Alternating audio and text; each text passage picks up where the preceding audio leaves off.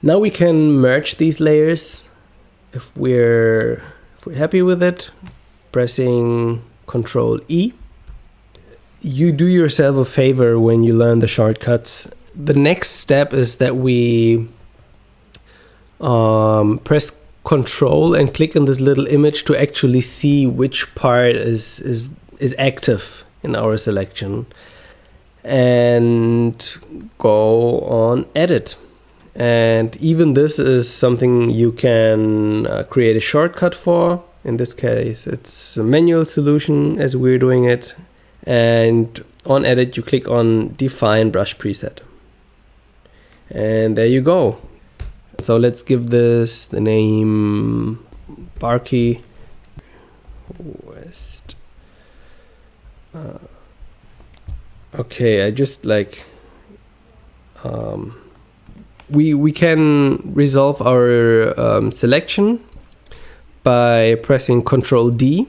After pressing Ctrl D, just press D, and you will have your basic colors back, your foreign background color.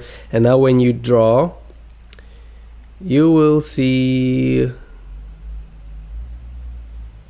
nothing. So in this case, it is because I have the eraser selected. What we can do now is we can click on our brush, and that's already a very good practice actually, because this is usually the process that we go through when manipulating our brush.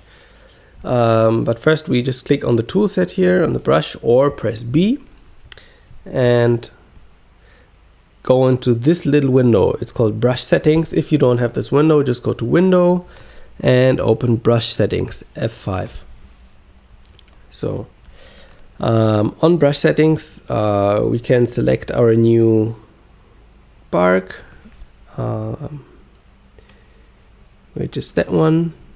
And this is also good reason to actually name your brushes, otherwise it will be hard to find them in the list.